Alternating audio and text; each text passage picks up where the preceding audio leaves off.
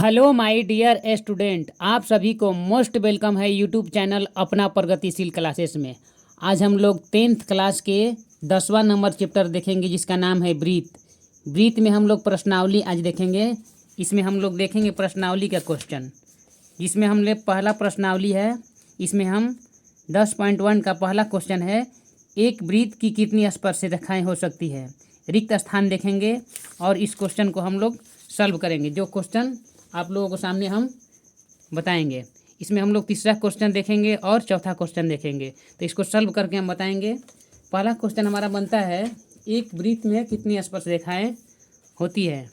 पहला क्वेश्चन क्या बनता है, प्रश्नावली 10.1 का पहला क्वेश्चन है, एक ब्रीथ की कितनी स्पर्श रेखाएं हो सकती है। तो एक ब्रीथ में हम अनेक स्पर्श रेखाएं खींच सकते हैं। मान लीजिए यहाँ पर प्रश्नावली 10.1 का है, एक ब्रीथ में कितनी स्पर्श रेखाएं हो सकती है। तो इसको आंसर में हम बोल सकते हैं अनंत।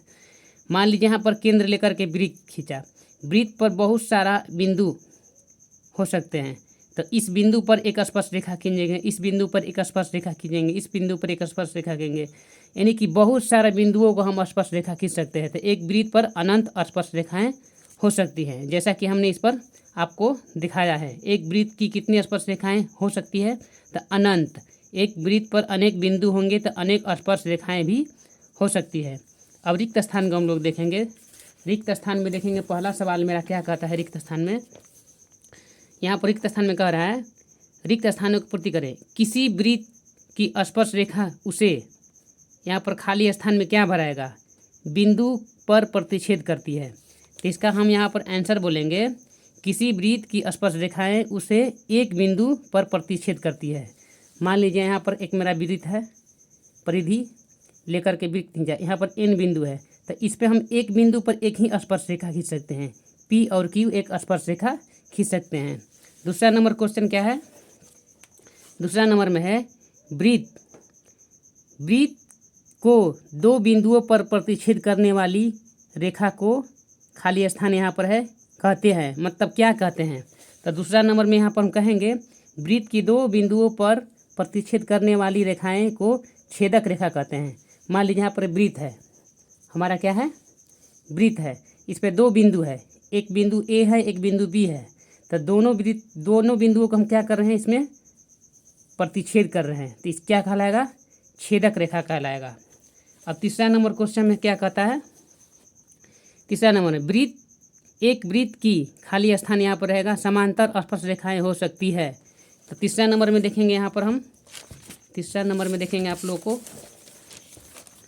तीसरा नंबर में यहाँ पर देखेंगे, एक ब्रीथ पर दो समांतर स्पर्श रेखाएं हो सकती है। समानांतर कहे तो यहाँ पर एक ब्रीथ बनाया, इस पर हम एक बिंदु लिया और इस पर एक बिंदु लिया। तो इसके समानांतर AB एक स्पर्श रेखा खींचा और CD एक स्पर्श रेखा खींचा। तो एक दूसरे को क्या है, AB और CD एक दूसरे को क्या है, समानांतर है। तो इस प्रकार से हम देख सकते हैं। तीसरा के बाद चौथा नंबर में देखेंगे, यहाँ पर देखेंगे, ब्रीथ तथा उसकी स्पर्श रेखा के उभयनिष्ठ बिंदु को खाली स्थान यहाँ पर है, तो क्या कहते हैं, मतलब यहाँ पर क्या कहते हैं। तो यहाँ पर ब्रीथ तथा उसके स्पर्श रेखा के उभयनिष्ठ बिंदु को स्पर्श रेखा कहते हैं।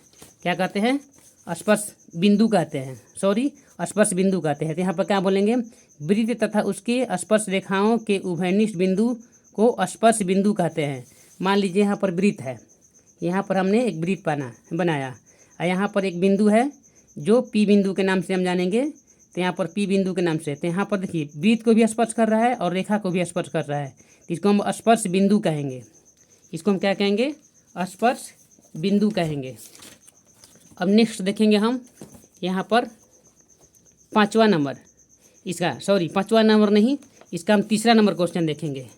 इसका तीसरा नंबर क्वेश्चन में क्या कहता है, इसको तीसरा को देखेंगे हम। यहाँ पर तीसरा नंबर क्वेश्चन के देखेंगे।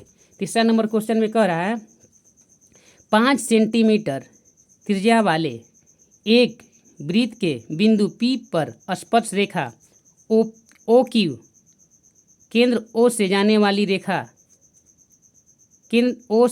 वाली रेखा से बिंदु Q पर इस प्रकार मिलती है कि OQ बराबर 12 सेंटीमीटर पी क्यू की लंबाई है, मतलब इसमें से ऑप्शन दिया है ए 12 सेमी, बी 13 सेमी, सी 8.5 सेमी और डी में कह रहा है √119 सेंटीमीटर, ठीक ना। तो इसको ऐसे हम तो बताएंगे तो आप लोग समझ में नहीं आएगा। इसको हम बताते हैं आप लोग को कि कैसे होगा, इसका परिमेय द्वारा हम इसको सिद्ध करके बताएंगे कैसे होता है। तो यहाँ पर लिखेंगे परिमेय 10.1 से, पाइथागोरस परिमेय से मैंने एक बिंदु यहाँ पर केंद्र लेकर के एक वृत्त खींच लिया और इस पर एक स्पर्श रेखा खींचा। इस पर हमने एक स्पर्श रेखा खींचा जिसको हम पी और क्यू के नाम से जानेंगे। और ओ से पी हमारा यह क्वेश्चन में कह रहा है यहाँ पर कितना, ओ से पी कितना है 5 सेंटीमीटर। देखिए 5 सेमी त्रिज्या वाला था, 5 सेमी त्रिज्या, ओ से पी हम त्रिज्या लिए 5 सेंटीमीटर और ओ से क्यू की दूरी कितना है 12 सेंटीमीटर। यहाँ पर ओ क्यू 12 सेंटीमीटर, तो ओ यहाँ पर ओ की 12 सेंटीमीटर है, तो पी क्यू की लंबाई ज्ञात करना है, यानी कि पी और क्यू